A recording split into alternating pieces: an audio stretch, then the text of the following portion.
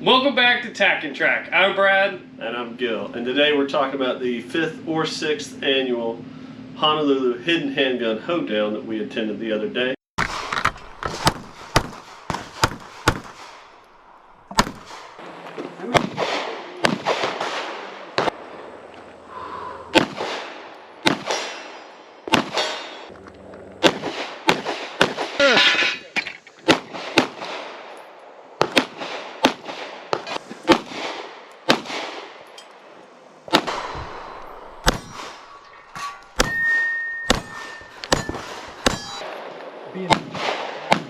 We did was go out to our local training facility. They were putting on the match. It was what, $30 a head, and you could only use your carry pistol, your small barrel, your short barrel, 9mm. What else did we have in there? So there were some 380s. There were some guys shooting this Sig P238. There was 2 guys running revolvers. Yep. And this match is designed to be a match where you use that daily carry gun, which is something that, we're guilty of, and probably everybody else is.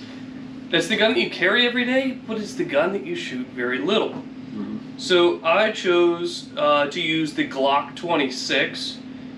Gil, what'd you choose? I went for the P365XL. It's the one I actually carry every day at work, so that was the right gun for me. Now, I was using an in the waistband holster.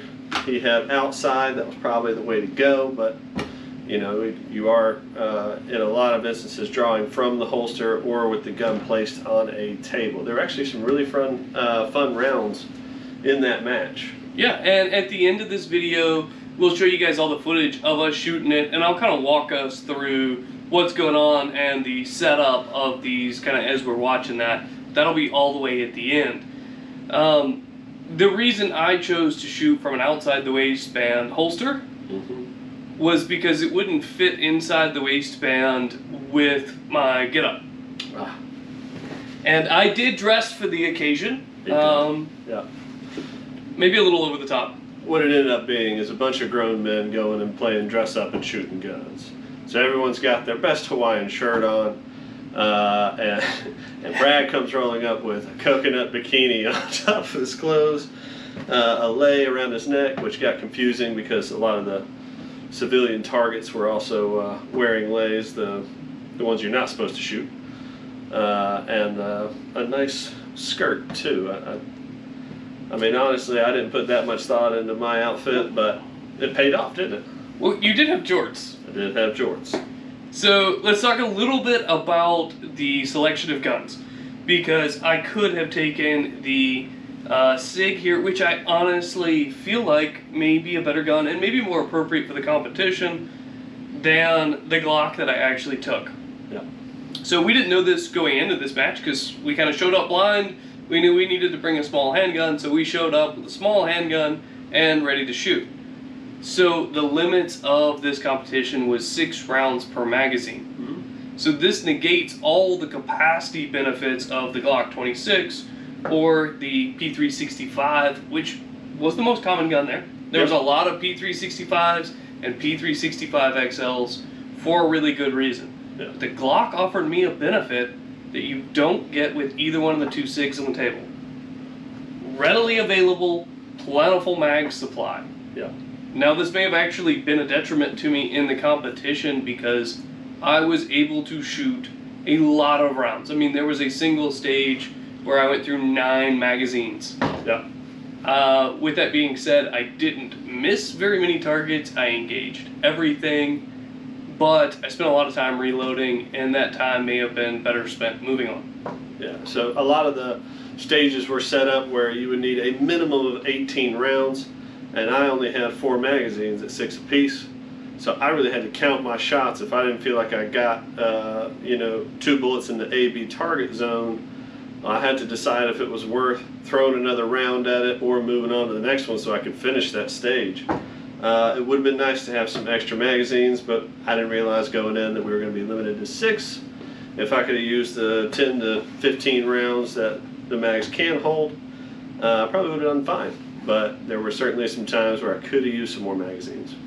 No, and I'll say this, I really feel like Gil's Sig, other than the mag situation, is a better gun for this. And even I would actually wager that the 380 Sig here on the table is a better gun for this, except for the fact, how much are mags for that thing? Oh, gosh, I can't even remember. We'll look and let you know. So anyway, they're significantly more expensive. Yeah. They're less available. Glock mags are cheap. They're everywhere. And that is something to think about when you're looking at a gun and trying to pick a gun. Is, can I get parts? Can I get accessories? That is the giant benefit of the Glock over some of the other things out there, is the availability of parts and the cheapness of parts and components. Now, you've shot both of these before. Mm-hmm. What do you think about the optics on the two? And what do you have on yours? So this has got the Romeo, I think it's the Romeo Zero, which is great. It's nice, it's compact, and it gets beaten up being on my hip all day long. And the only problem I have with it is that the lens on the inside here, the side facing me, is all scratched up. So the laser kind of washes out. At night, it's a real problem. Fortunately, this was middle of the day, super bright outside, so I could still see through that optic. That's a better choice. Yeah, so I'm gonna say that this is the better gun and this is the better sight. So the Holosun that I shot, it's a 507C. It's got a circle dot reticle with a center in it, and this has been a daily carry of mine for give or take 2 years now. And I've never replaced the battery in it either, because on top it's got a photoelectric cell that helps charge the battery and help keeps this thing working, and it also automatically adjusts itself to the ambient light situations. It actually works with night vision, which is really cool feature you typically don't see with red dots. Although I'm going to have to say, if you're using night vision, this probably isn't going to be your pick. But that's right. So I've had to change the battery in this one about every 4 months because it's always on. Yep. Until it goes out. That is one of the advantages of the Holosun. Now, with that being said, we kind of talked a little bit about guns. Sig, probably better trigger, probably a better overall gun. Yep. The Glock has cheaper, more available parts. Probably tell you the Holosun's better than the Romeo Zero. But let's talk about why a match like this was important. And Gil, did you learn or get anything from shooting this match? Yeah, so this thing sits on my hip all day, every day. And I only take it out, to put it in the holster in the morning and take it out at night. That's really the only time I pull a trigger on this gun, unless, I'm at the range and want to dump 1 or 2 mags. But I just don't shoot it that often, and it highlighted the fact that that might be a good thing to do. Now, there were some 70-yard targets out there. You're not probably going to run into that with a gun like this. It was fun to do anyways, but there were a lot of targets up close. That was good practice with your actual carry. And I mean, the benefit to it of just knowing where your weaknesses are, which for me is the sight being all dirty, and getting used to that trigger versus my 22s. Well, I'll tell you, I really got some benefit from those 70, 80-yard targets, whatever those were that were up there on the hill. Mm-hmm. I was actually able to engage those with this guy, and I've never, of course, tried to shoot that far with this gun, right? It's just one of those things you don't think about. But with the reticle on this, with the circle dot, I was able to put the bottom of the circle on the target at that range, pull the trigger, and I was able to get 3 out of 5 of those targets at that obscene range. And I never would have thought to shoot that and to learn where the drop was on that. And that was really beneficial. And to be honest with you, I really wouldn't have thought that I could have been successful at those ranges. So it was nice to be able to shoot those and realize you can get hits. And you got one with yours as well. Yeah, I got 1 out of 5, and that was we didn't really see anyone get more than 3 in our group. So I thought that was actually pretty impressive. Most guys were hitting 1 or 2 or none. This is the advantage of the more magazines. Yeah. So what most people did, and I think Gil, you did this. I just had to move on. Go up, shoot 5 rounds, 6 rounds at those targets, dump that mag, grab a fresh mag, and move on. I was able to take 2 magazines of ammunition and dedicate it at those targets, to get my hits. So it doesn't necessarily mean that I'm a better shooter than the other people out there. It means I had more ammunition available to me to try and take those shots.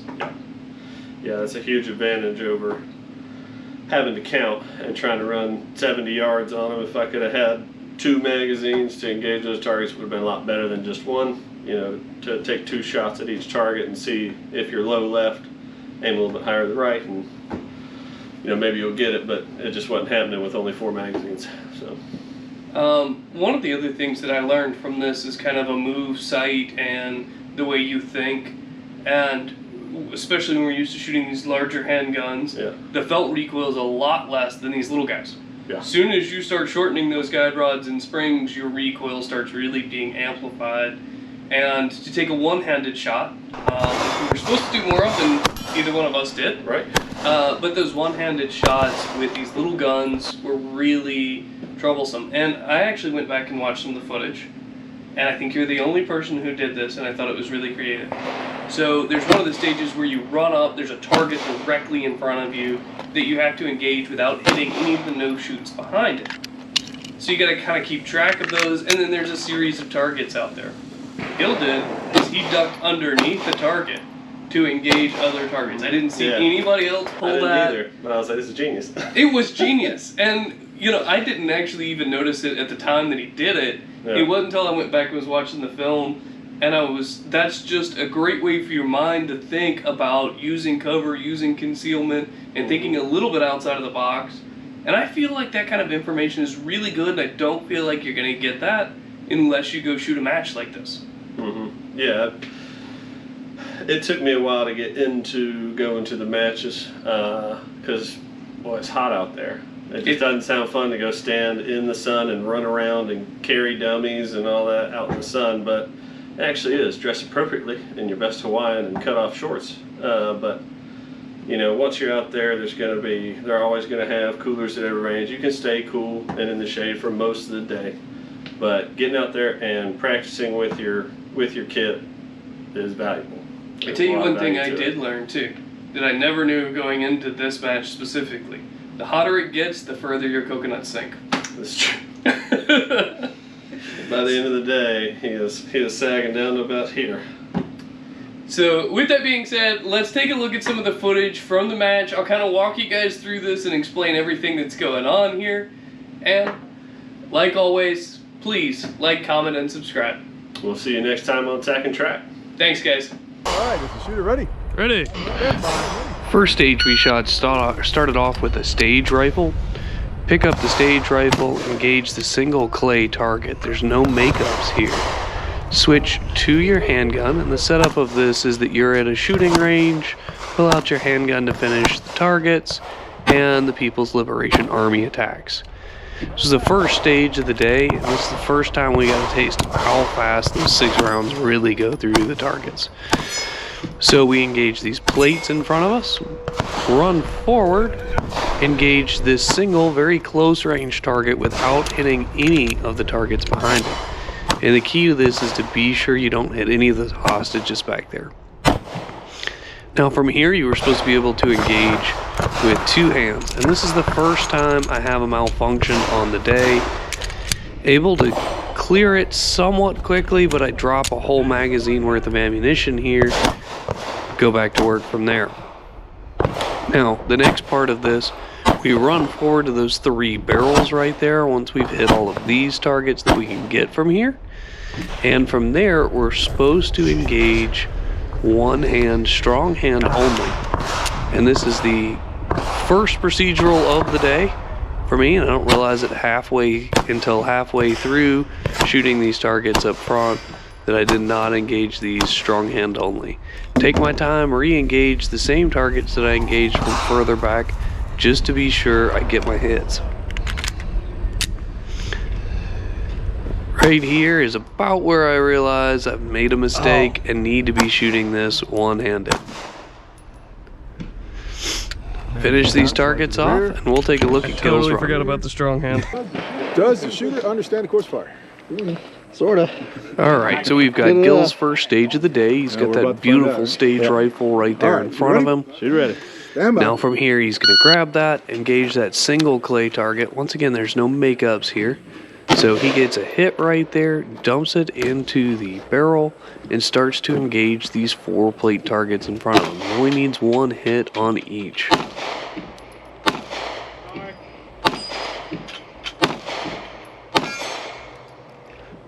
Six rounds come early, and he's out, has to reload.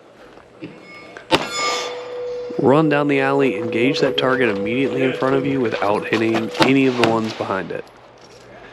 Now from here, he's going to try and engage as many of these as he possibly can from back here, because you're allowed to shoot two-handed from back here.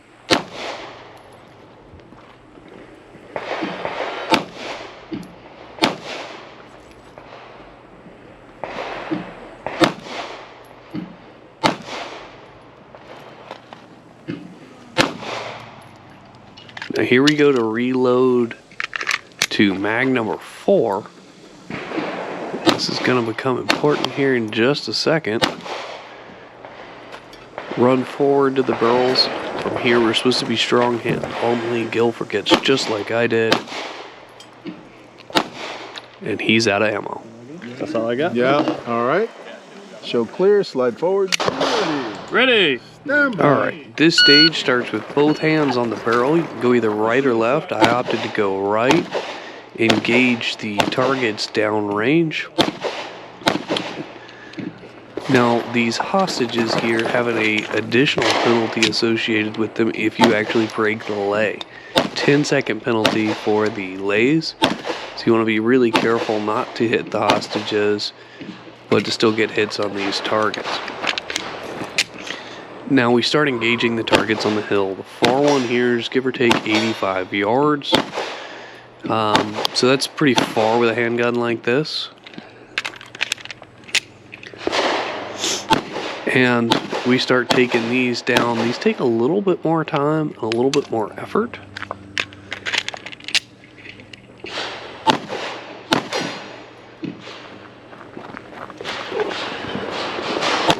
So we've got 3 targets back here at the back of the range.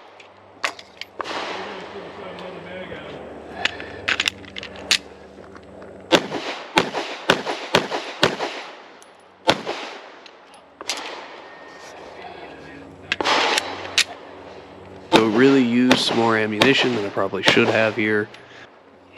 All right, mag out, slide to the rear. Alright, here's Gil's run on the same stage. He opted to go right just like I did. Engage those 2 targets over there on the right. Run back left, engage those 2 targets. There's the first mag of the day.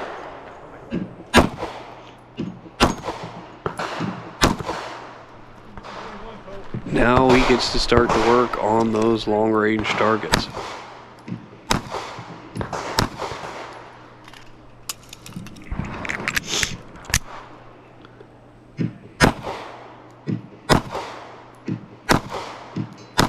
There's your hit. And there goes in magazine number 4 as he runs forward to hit these final targets. Now this is his last magazine, so he's got to make them count. And there we are at slide lock. That's all I have. Nice, clear, drop the slide. So an important part of this Not stage today, was yelling, sucker! "Not today, sucker," as your drink was interrupted and you were attacked by multiple assailants.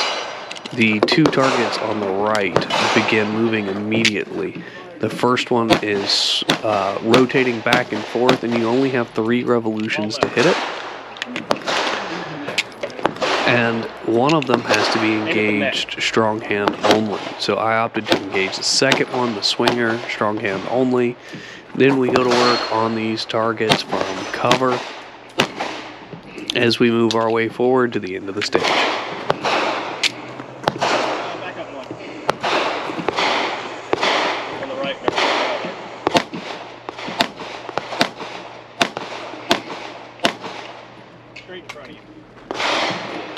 A little bit of confusion as to how this stage was supposed to be shot. The directions weren't as clear as most of the other stages.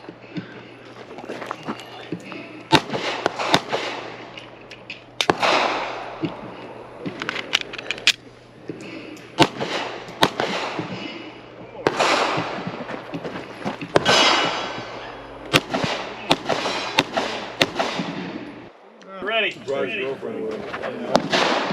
by. Too fast. Alright, so we can get a look at these first two targets. You kick the plate, there's the spinning target, and then the one-handed engagement on the other target that he's got right there. Now we don't have any first-person view of this because Gil decided to turn on the camera after he was done with the stage, but we can get a good view of some of these target engagements out here as Gil moves through the stage.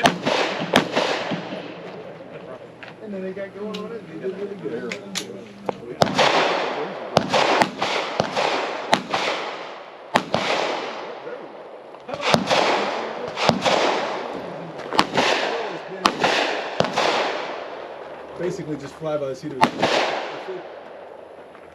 scratches his inch. Yes. This stage is Raptor Rescue. You're negotiating with a pair of people to rescue the Raptor. They turn on you, have a malfunction, both the arms drop, engage the two people directly in front of you, shoot their lock off the Raptor cage. I opted to go ahead and reload here. Rescue the Raptor, take him to the next station with you, engage hostages behind the Pastosaurus, which got hit consecutively all day long, but you've got 3 target heads to engage from the second station that are hidden between the ridges in the Stegosaurus's back. From there, move forward, engage the plates over here. Now there's a specific order you have to shoot the plates in, and I hit the wrong order here. Slide to the rear. Gil's Raptor Rescue pushes the money across the 2 bad guys here, engages them, shoots the lock off the Raptor's cage, rescues the baby Raptor, grabs his handgun back, and moves to the first shooting position where he engages the Pastosaurus.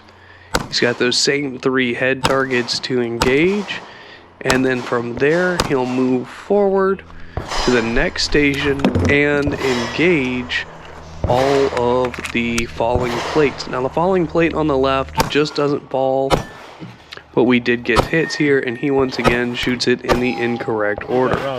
Darn, man, everything was perfect. Alright, next stage you start seated, engage those 3 long range plates back there in the back from the seated position.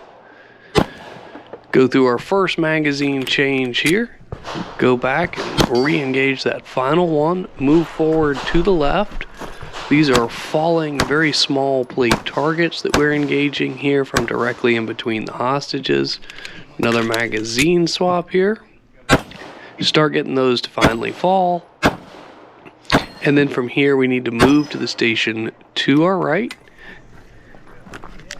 And we could have gone right or left. Now we've got hostages and bad guys with lays. Once again, we've got a penalty for hitting the lays, even the lays on the bad guy here. So shot placement becomes very important.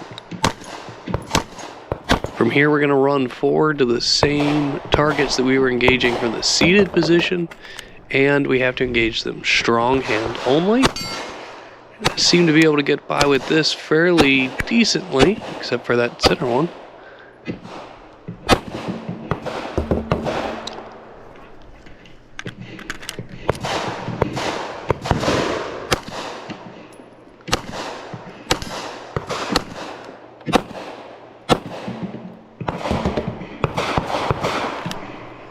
Now then, weak hand only. I expected this to be easier as a left eye dominant shooter than it turned out to be. And we finish this stage off right here once again using too much ammunition. There's 4 magazines right there on the barrel, and I'm going for a 5th in this one particular section. But we go ahead and get that final hit. We have a little bit of leftover third-person footage from the match, so we'll go ahead and drop this in. Like always, guys, please like, comment, and subscribe. It really helps our channel grow. Thanks so much for checking us out today on tacNtrack.